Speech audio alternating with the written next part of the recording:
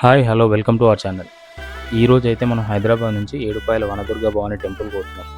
So ఈ temple అయితే హైదరాబాద్ నుంచి మనకి 80 కిలోమీటర్ల దూరంలో అవుతుంది. సో ఆ టెంపుల్లో అమ్మవారి దర్శనం తర్వాత ఇంకేమైనా ప్లేసెస్ చూడొచ్చా, సో అక్కడ టెంపుల్ నుంచి ఎంత దూరం ఉంటుంది, ఇవన్నీ ఈ వీడియోని అయితే చూద్దాం. ఇంకా లేట్ చేయకుండా వీడియోని అయితే స్టార్ట్ చేద్దాం.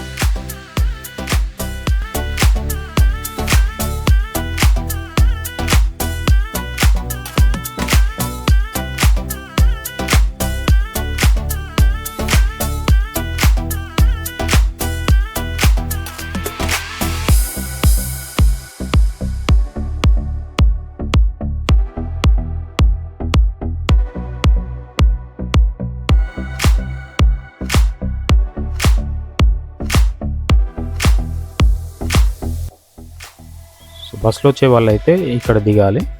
ఇక్కడ నుంచి లెఫ్ట్ సైడ్ అమ్మవారి టెంపుల్ అయితే 3 కిలోమీటర్లు ఉంటుంది. మీరు ఆటోలు చూస్తున్నారు కదా, ఈ ఆటోలోనైతే మీ టెంపుల్ రీచ్ అవ్వచ్చు.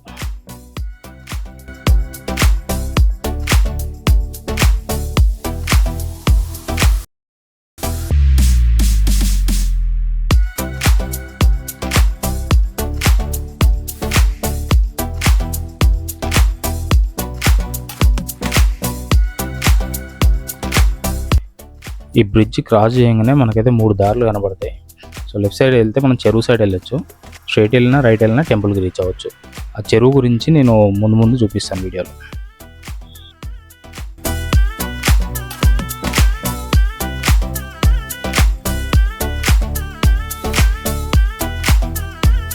సో ఇలా స్ట్రైట్గా వెళ్ళిన తర్వాత మనకైతే రైట్ సైడ్ పార్కింగ్ ఏరియా ఉంటుంది.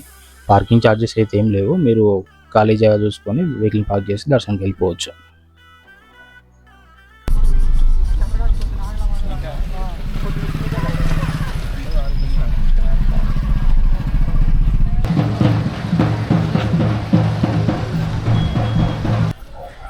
ఆ బ్రిడ్జ్ క్రాస్ చేసిన తర్వాత అని చెప్పినా కదా, అక్కడ నుంచి మీరు రైట్ తీసుకుంటే డైరెక్ట్ ఇక్కడ గోపుర దగ్గరికి అయితే రావచ్చు. ఏమైనా కొత్త వెహికల్స్ కానీ లేకపోతే వెహికల్స్ పూజ చేయించుకోవాలన్నా మీరైతే ఇక్కడ పూజ చేయించుకోవచ్చు. మీరు గోపురం క్రాస్ చేసుకుని లోపలికి వచ్చిన తర్వాత రైట్ సైడ్ అయితే మనకు చెప్పుల స్టాండ్, అట్లనే కొబ్బరికాయలు అమ్మే ప్లేస్ ఉంటుంది. కొబ్బరికాయకి 50 రూపాయలు ఛార్జ్ చేస్తున్నారు. మీరైతే ఒకటి నోట్ చేసుకోవాల్సింది ఏంటంటే, ఇక్కడ సిగ్నల్స్ అయితే అసలు ఉండవు. మీరు మెయిన్గా క్యాష్ అయితే క్యారీ చేయండి, లేకపోతే చాలా ప్రాబ్లమ్స్ ఫేస్ చేస్తారు ఇక్కడ.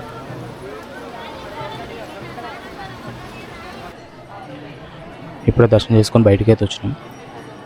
మీరు ఇక్కడ ఫ్రీ దర్శనం చేసుకోవచ్చు, స్పెషల్ దర్శనం కూడా చేసుకోవచ్చు. స్పెషల్ దర్శనం అయితే ఒకరికి 80 రూపాయలు ఛార్జ్ చేస్తున్నారు. సో దర్శనం చేసుకుని ఇట్లా బయటకు వచ్చిన తర్వాత లెఫ్ట్ సైడ్లో మనకి ఇక్కడ అందరు ఉన్నారు కదా, సో ఇక్కడ ఏంటంటే అమ్మవారికి ఎవరైతే బోనం ఎత్తుకుంటారో వాళ్ళైతే ఇక్కడ బోనం సమర్పించుకుంటారంట. సో దర్శనానికి అయితే మాకు పెద్ద టైం ఏం పట్టలేదు, ఒక 15 నుంచి 20 నిమిషాలు టైం పట్టింది. అనుకున్నాం సండే రోజు చాలామంది ఉంటారని చెప్పేసి, కానీ జనం అయితే ఏం లేరు. ఇప్పుడు ఈ ఆలయ చరిత్ర తెలుసుకుందాం. పరీక్షిత్ మహారాజు మరణాంతరం అతని కుమారుడు జనమేజయుడు సర్పజాతిని సమూలంగా నాశనం చేయాలనే ఉద్దేశంతో సర్పయాగాన్ని ప్రారంభించాడు. ఈ యాగం జరిగిన ప్రదేశం ఈ ప్రాంతమే అని స్థల పురాణం చెబుతుంది.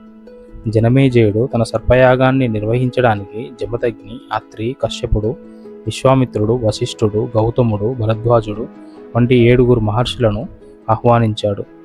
ఈ 7 ఋషుల పేర్లతోనే మంజీరా నది 7 పాయలుగా చీలి ప్రవహించిందని స్థల చరిత్ర చెబుతుంది.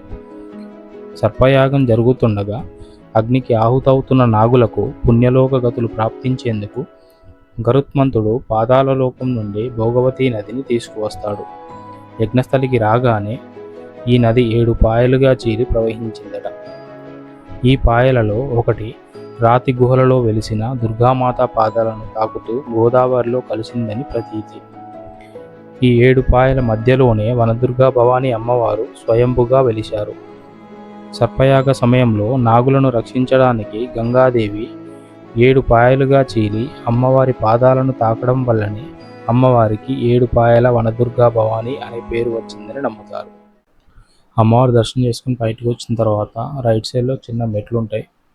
సో ఆ మెట్లపై నుంచి కొంచెం ముందుకు వెళ్తే మనకైతే రేణుక ఎల్లమ్మ, అట్లనే మునిపుట్ట అనే ప్లేసెస్ చూడవచ్చు. సో ఇట్లా కొంచెం ముందుకు నడుచుకుంటూ పోతే మనకి ఫస్ట్ ఎల్లమ్మ టెంపుల్ వస్తుంది. సో ఇదే అమ్మవారి టెంపుల్. సో ఇక్కడ అమ్మవారి దర్శనం చేసుకొని లోపల ఒక డ్యామ్ ఉంది. సో వాళ్ళు డబ్బులు అడిగినా కానీ మనం పే చేద్దామంటే అక్కడ ఫోన్పే లాంటిది ఏం పని చేస్తలేవు, మన దగ్గర క్యాష్ కూడా ఏం లేదు. దర్శనం చేసుకొని బయటికి అయితే వచ్చినాం. సో ఈ దర్శనం చేసుకొని బయటకు వచ్చినాక కొంచెం ముందుకు నడుచుకుంటూ వెళ్తే మునిపుట్ట వస్తుంది. సో దారి గుండా చిన్న చిన్న బండరాళ్ళు అయితే ఉంటాయి. సో ఇట్లా వస్తూనే ఉంటారు జనాలు. ఆదివారం మనకి వీక్ డేస్లో అయితే ఇంత జనం అయితే ఉండరు. ఏం పేరు నీ పేరు? జగత్ సూర్య.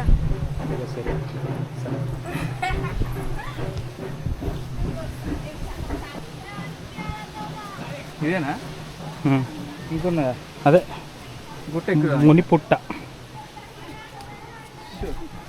సో ఇదే మునిపుట్ట.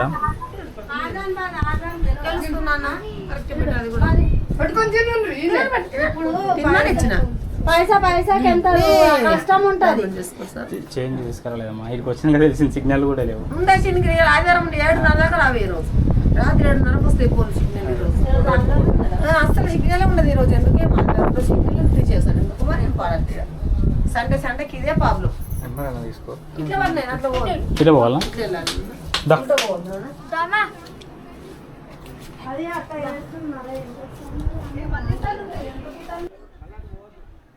సో దర్శనం చేసుకొని బయటకు వచ్చిన తర్వాత రైట్ సైడ్లో చిన్న దారి అయితే ఉంది. సో ఈ దారి వెంబడి కొంచెం ముందుకు పోతే మనం కొండపైకి వెళ్ళొచ్చు.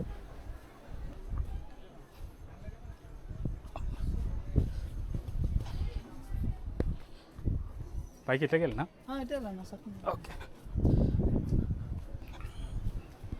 అమ్మవారి టెంపుల్ టైమింగ్స్ వచ్చేసి మార్నింగ్ 5:30 నుంచి ఈవినింగ్ 6 వరకు అయితే ఉంటుంది. వీకెండ్స్లో అయితే ఈవినింగ్ 7 వరకు కూడా ఓపెన్ చేసి పెడతారంట.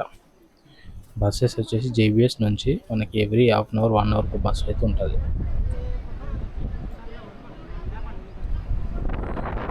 కొండపైకి ఎక్కిన తర్వాత మాత్రం లొకేషన్ సూపర్ ఉన్నాయి. ఎటు చూసినా అసలు గ్రీనరీ, నెక్స్ట్ కొండలు, చిన్న చిన్న నదులు, సూపర్. అసలు చాలా ప్రశాంతంగా ఉంది. కొంచెం టైం స్పెండ్ చేసి అయితే మళ్ళీ నేను రిటర్న్ అయిపోయినా.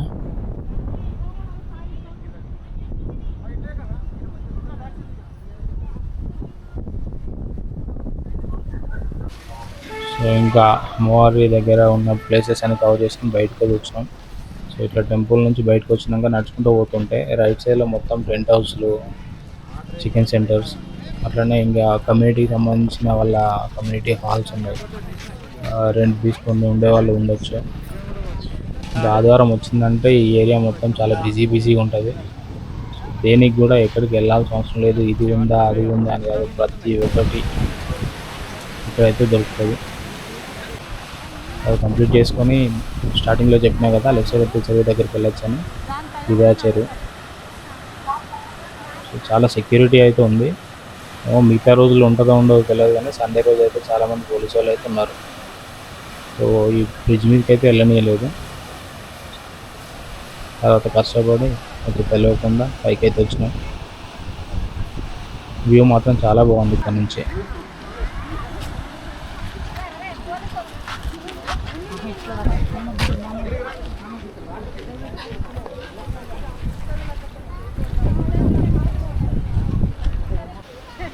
చెరువులోకి అయితే దిగొద్దు అని చెప్పేసి అంటున్నారు పోలీసులు. చాలామంది చనిపోయారండి ఇక్కడ. సో జాగ్రత్తగా ఉండండి, ఎవరైతే లోపలికి వెళ్ళొద్దు.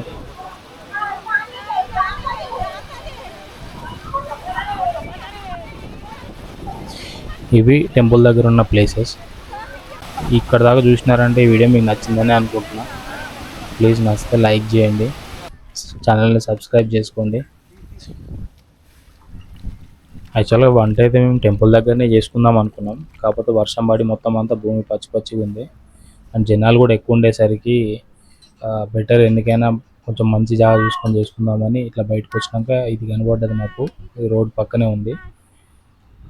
సో ఇంకా లేట్ చేయకుండా వంట పని అయితే స్టార్ట్ చేసేసాం.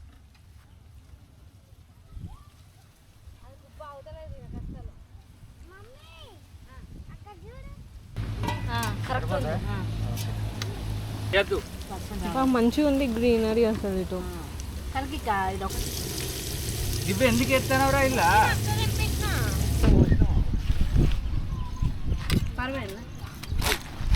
మంచిగా వాటర్